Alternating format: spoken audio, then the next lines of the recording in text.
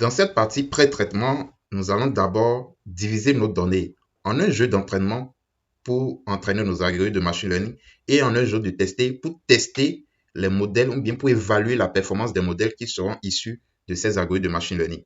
Donc, pour ce faire, je vais d'abord regarder est-ce que j'ai importé la fonction train test split du module. Non, je ne l'ai pas importé. Donc, je vais l'importer ici.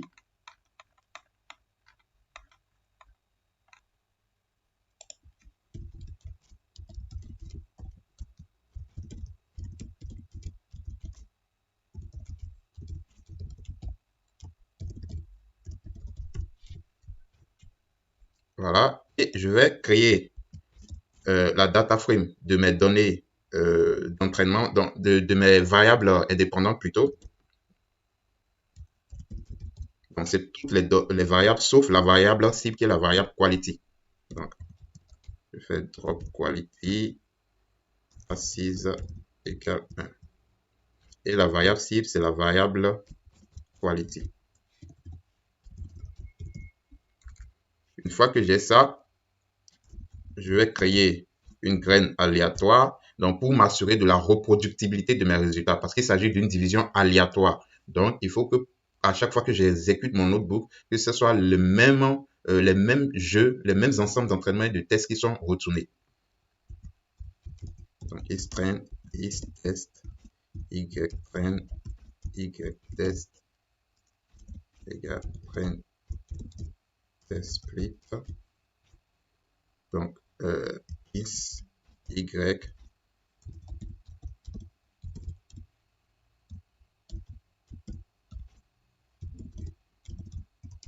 je vais consacrer 20% de mes données pour tester mes modèles. Donc, les 80% restants seront utilisés pour entraîner les algorithmes. Je peux afficher le shape de chaque jeu de données créé.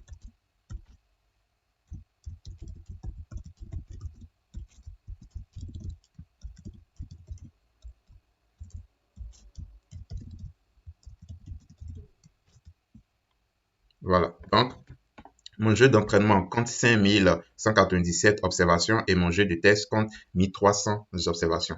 Une fois que j'ai fait ça, maintenant, il faut que je standardise mes données. Pourquoi je dois standardiser les données? Je remonte pour vous afficher un peu la data frame, ou je peux même l'afficher ici rapidement. Si je fais is, regardez mes variables indépendantes. Elles ne sont pas à la même échelle. Donc, j'ai des paramètres physico-chimiques qui sont de l'ordre de 10. J'ai d'autres qui sont de l'ordre de 0, 0,28, 0,5, etc. D'autres, c'est 1, d'autres, c'est 0,0. Donc, vous savez, les concentrations, c'est pas forcément estimé dans la même unité. Donc, les valeurs ne sont pas dans le même ordre d'idées. Donc, vous avez le pH, c'est le pH. Donc, vous avez d'autres, il y a même des valeurs, par exemple, le total sulfure dioxyde là, il y a des valeurs qui sont à 100, qui dépassent 100, d'accord? Donc, il faut que je fasse une mise à l'échelle, une standardisation plutôt de ces données-là. Et c'est ce que nous allons faire ici. Sachez que pour standardiser les données, vous avez plusieurs façons de le faire. Vous pouvez utiliser les Z-scores que nous allons utiliser ici, ou bien vous pouvez utiliser la fonction min-max-scaler de scikit-learn. Donc ici, je vous ai mis le lien, je vous mettrai ça dans la description de la vidéo de toute façon. Et vous aurez aussi le notebook. Vous pouvez lire la documentation pour voir les types de standardisation, de normalisation qu'il y a et choisir le plus adapté. D'accord? Ou bien même essayer plusieurs. D'accord? Donc ici, nous allons standardiser nos données. Donc, je vais créer un scaler avec la fonction standard scaler et je vais utiliser ce scaler là pour transformer mes jeux d'entraînement et de test. Donc, istrain scaler égale scaler fixe transforme d'abord le istrain. Donc, et maintenant le istest scaler sera scaler transforme istest. Voilà. Je peux afficher par exemple le istrain De toute façon, là, il nous donne un tableau, non pas, hein. Non, mes données sont standardisées maintenant. Et mon jeu de données de test aussi est standardisé. Et maintenant, je vais, avant de passer à la construction de modèles, l'idée est d'essayer plusieurs algorithmes de machine learning pour finalement choisir le meilleur selon une métrique d'évaluation donnée. Ici, nous sommes en face d'une variable numérique. Donc, nous allons construire un modèle de régression. Et comme variable, comme métrique d'évaluation, je vais choisir l'erreur quadratique moyenne. Parce que cette erreur quadratique moyenne est dans la même unité que notre variable cible. Donc, on pourra bien faire les interprétations. Je vais utiliser la fonction cross-val-score qui va me permettre de faire une validation croisée et je vais calculer la moyenne des scores obtenus pour chaque sous-ensemble de données. La moyenne, donc l'erreur quadratique moyenne, d'accord? Et ça me permettra de choisir le meilleur modèle. Si vous êtes débutant en machine learning, ça peut vous sembler flou. Et c'est pour cela, je vous conseille de vous procurer mon livre Machine Learning par la pratique qui est disponible sur Amazon. C'est un livre où j'ai traité des projets réels dans divers domaines, finance, immobilier, trading, santé, marketing, etc.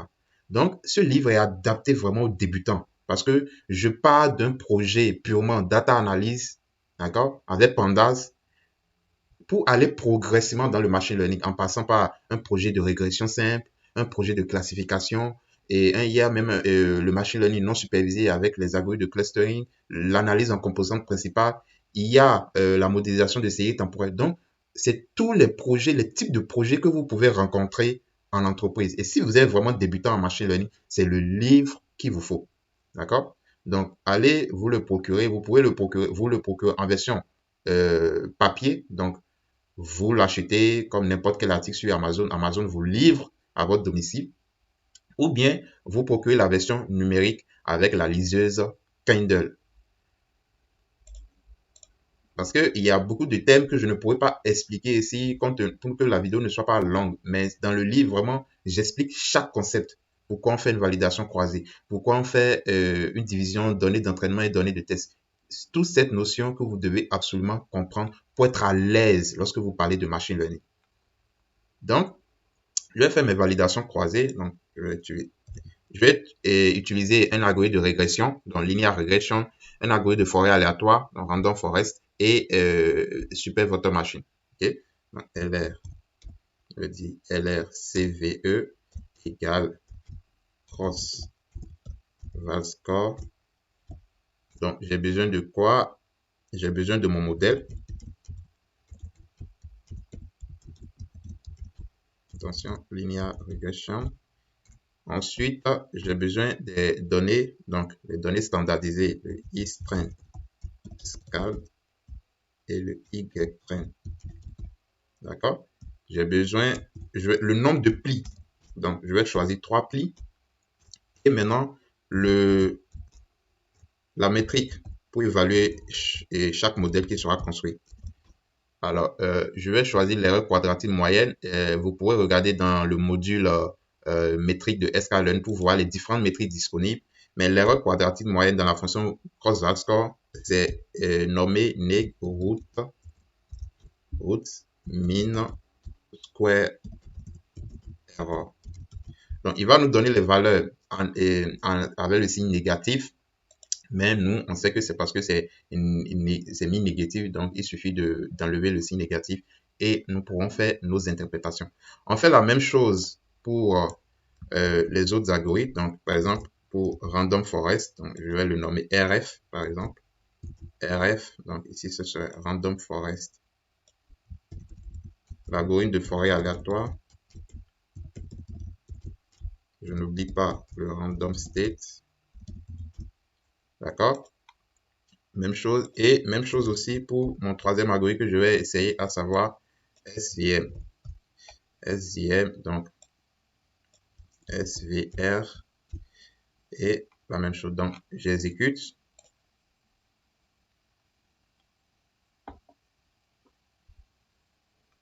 Donc, ça va prendre le temps d'entraîner. Donc, il va entraîner tout ça. Et je peux afficher les scores qu'il a trouvés. Donc, pour le Regardez, pour le LRCVE, voici les scores. Donc 0,73, 0,73 pour le deuxième modèle, 0,72 pour le troisième modèle. Et je peux calculer la moyenne aussi. Donc je vais le faire pour les autres rapidement. Donc RF, CVE, j'affiche. L'idée est de regarder si d'un modèle à un autre, le score n'a pas trop varié. Et je vois que ça n'a pas trop varié, donc apparemment je n'ai pas de problème de surapprentissage. SCM, CVE.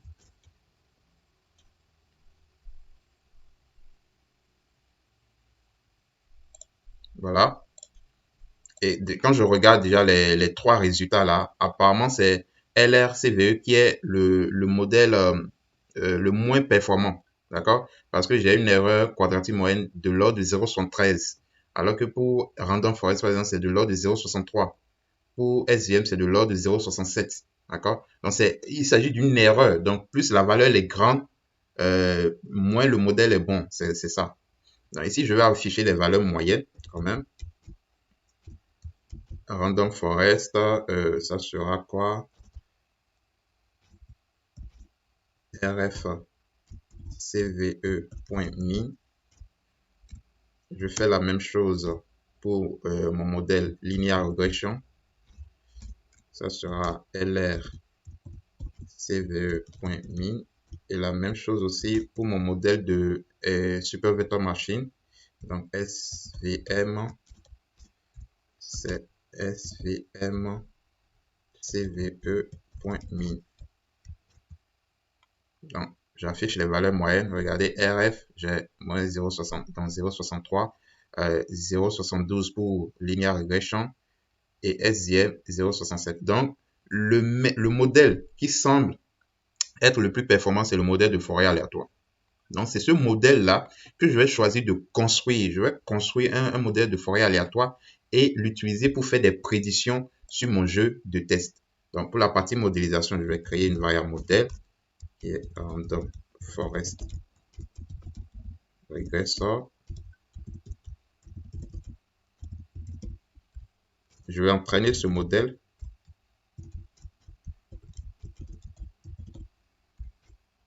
Attention, string stable y-train. Voilà.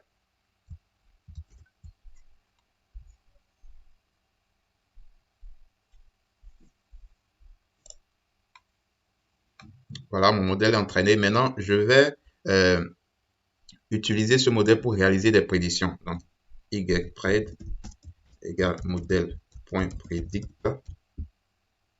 Prenez le soin d'utiliser les données de test standardisées. Sinon, ça va pas donner un bon résultat.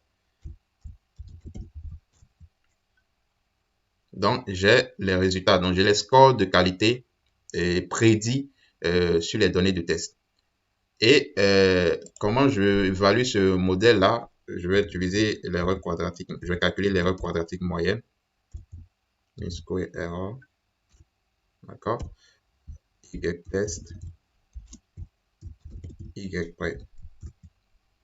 Donc, l'erreur quadratique moyenne est de... Attention, j'ai oublié un argument, puisque c'est l'erreur quadratique moyenne qu'on calcule. Elle est de 0,63. Donc, ça veut dire que chaque score prédit par le modèle, le vrai score, c'est plus ou moins cette valeur-là, 0,63. C'est ça que ça veut dire. Donc, si le modèle prédit que tel vin a un score de 7, par exemple, le vrai résultat se situe entre combien? Déjà, 7 plus 0,63 et 7 moins 0,63. Si le modèle prédit, par exemple, que le vin est de score 7 et de qualité 7, ça veut dire que la vraie valeur se situe entre 7,63 et 6,37. Donc, c'est là où se situe la vraie valeur. Donc, plus votre erreur elle est faible, plus votre modèle est performant. C'est ce que ça veut dire. Maintenant, ce n'est pas encore fini. Nous avons entraîné un modèle, nous l'avons évalué, mais qu'est-ce qu'on garde en fait? On repart à notre problématique de départ. Qu'est-ce que nous voulions atteindre comme résultat? Et c'est là qu'il faut faire très attention en entreprise. Parce que si vous faites tout ce processus-là, sans pouvoir leur restituer le résultat palpable qui résout le problème, qui répond à la problématique business, c'est comme si vous n'avez rien fait. C'est pour ça que je continue de le dire. La plus grande compétence d'un data scientist, c'est la communication. C'est sa manière à pouvoir restituer et communiquer le résultat de ses analyses. L'objectif, je l'ai écrit ici, l'objectif est de trouver les attributs nécessaires pour fabriquer un vin de qualité afin d'aider les producteurs à optimiser leurs efforts. Donc, l'objectif, en fait, c'est de trouver les paramètres physico-chimiques qui impactent le plus la qualité d'un vin. Et c'est sur ces paramètres, donc, que le producteur va jouer au niveau de son échantillon afin de bien ajuster les choses pour fabriquer un vin de très, très bonne qualité. Voilà. Pour trouver ces attributs importants, c'est très simple. Nous avons un modèle ensembliste et ces genres de modèles ont un attribut qu'on appelle Feature Importances. Et Feature Importances va nous donner l'importance de chaque prédicteur, en fait, de chaque variable indépendante qui a servi à construire le modèle. Donc, modèle Feature Importances. Donc, il va nous calculer le score d'importance. D'accord? Bon, ici, ça nous donne un tableau NumPy. Donc, on ne sait pas vraiment à quelle variable appartient ce score. C'est pour ça que je vais créer un Pandas Series avec les noms de variables pour qu'on puisse voir clair. Donc, je vais créer une variable qui s'appelle var_imp. Donc, ce soit une Pandas Series. En index, je vais mettre le nom de mes colonnes. Et je vais passer par score, du score le plus grand au score le plus petit, donc par ordre décroissant. Donc, pour ça, je fais attention, ascending égale false. Donc, je vais classer les résultats par ordre décroissant. Donc, si j'affiche cette série pandas là, voilà ce que ça donne. Attention, sort, ah non, c'est sort values. Donc ici, voilà les résultats. J'ai le taux d'alcool qui en fait a le plus grand score d'importance. Donc ça veut dire que cette variable joue beaucoup dans la qualité d'un vin, dans la prédiction plutôt du score de qualité d'un vin. Après, il y a l'acidité volatile. Après, il y a le dioxyde de soufre libre, d'accord? Après, il y a les sulfates, le résidu de sucre, etc., etc. Donc, regardez ici le type de vin en dernière position. C'est lui qui a le score le plus faible, le score d'importance le plus faible. Ça veut dire que, quel que soit le type, c'est pas le type de vin, c'est pas que vous produisez un vin rouge ou un vin blanc. Voici les paramètres sur lesquels vous devez jouer pour agir sur la qualité de ce vin-là. C'est pareil pour les deux types de vins, que ce soit vin rouge ou vin blanc. Et donc, nous venons d'avoir une connaissance à partir de notre modèle et c'est très important. Maintenant, c'est bien d'afficher une pandas série comme ça, mais c'est beaucoup mieux avec un graphique. Donc, pour faire ça sous forme de graphique, on va créer un diagramme à barre. Et c'est ce graphique qu'on pourra présenter lors de la restitution de nos résultats, par exemple, aux parties prenantes du projet. Donc, var_imp. Je dis par exemple, x égale var_imp. Et y, ce sont les index.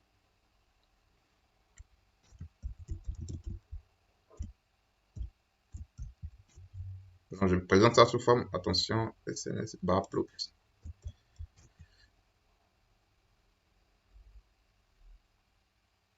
Voilà, j'ai le diagramme à barre qui présente l'importance des prédicteurs.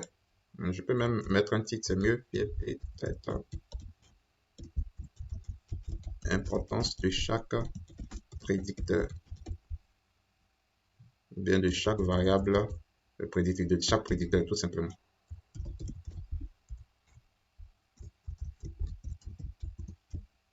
Je vais agrandir un peu.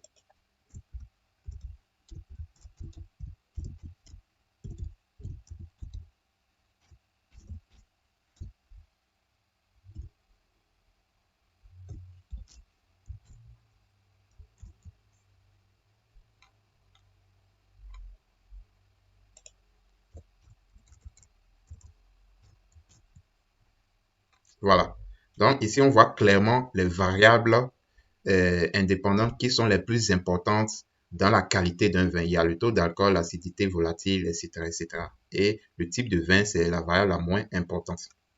Donc voici, chers amis, ce projet que je tenais à vous présenter, il est vraiment adapté, en tout cas utile pour les débutants. Et même si vous n'êtes pas débutant, je suis sûr que vous avez quand même appris quelque chose lors de ce tutoriel. Et nous avons vu ensemble le workflow qu'il faut adopter dans un projet de data science. Ça part toujours de la problématique business. D'accord? Vous partez toujours de la problématique business, essayez de comprendre vraiment le problème à résoudre et le résultat qu'on attend de vous, le résultat que vous devez produire, c'est très important. Les résultats d'un projet à un autre ne sont pas pareils. C'est pas parce que vous êtes data scientist que le résultat sera toujours un modèle. Non. Le résultat, il faut que vous posez les questions. Qu'est-ce qu'on veut? À quoi on veut aboutir? Sinon, après, on peut vous dire, ah, vous n'avez rien fait. Parce que vous ne leur avez pas apporté le résultat que eux, ils espèrent. Donc, l'objectif, c'est vraiment de comprendre le résultat auquel on veut aboutir. Et nous avons parcouru les étapes telles que la compréhension de la problématique business, la collecte, l'analyse, le pré-traitement, la modélisation et ensuite les résultats et puis la conclusion. Donc, j'espère que vous avez aimé ce tutoriel-là. Si vous l'avez aimé, mettez un like et mettez des commentaires aussi. J'aimerais bien avoir vos avis sur ce genre de format-là où je code directement comme ça. J'aimerais avoir vos avis sur ça. Et aussi, si vous avez des voies d'amélioration à me suggérer, je suis preneur. Et si vous avez aussi d'autres idées de tutoriels, de formation, mettez-les en commentaire. Ça me fera plaisir d'avoir les suggestions de ma communauté. Comme ça, je vais m'atteler à réaliser ces tutoriels dans ce sens-là. Et je vous dis, pour ceux qui suivent la chaîne sans être abonnés, franchement, ce n'est pas bien. La meilleure façon de m'encourager, c'est de vous abonner. D'accord? C'est totalement gratuit. Ça ne vous coûte rien et vous activez la cloche de notification. Cela va vous permettre d'être toujours informé lorsque je publie de nouvelles vidéos. Vous pouvez, si vous ne faites pas ça, vous allez peut-être passer à côté de plusieurs informations, à côté d'un tutoriel qui peut vous aider à grandir, qui peut vous aider à améliorer vos compétences. Donc, je vous exhorte vraiment à le faire. Partagez massivement les vidéos que vous regardez sur cette chaîne, y compris celle-là, afin qu'elle touche le plus grand nombre et qu'elle touche beaucoup de data scientists enthousiastes, d'étudiants, de personnes en reconversion professionnelle qui veulent embrasser le monde de la data. Oui, il y a beaucoup d'opportunités, ça, je vous le dis, mais qui ne savent pas par où commencer. Donc, sur cette chaîne, vous avez plusieurs vidéos, plusieurs formations qui vous aident à commencer. Et pour continuer votre apprentissage en machine learning, je vous invite à vous procurer mon livre Machine Learning par la pratique avec Python, dans lequel j'ai traité des projets réels dans différents domaines, les finances, l'immobilier, le trading, la santé. Il coûte 32,70 € pour la version papier et 31 € pour le format numérique. Donc, 32 €, franchement, pour ce que ça va vous donner, pour ce que vous allez apprendre, ce n'est pas cher. Franchement, c'est pratiquement gratuit. Donc, vous allez le faire et si vous procurez ce livre, vous allez avoir plusieurs informations, plusieurs explications concernant les thématiques sur le machine learning. Merci d'avoir regardé cette vidéo et à bientôt.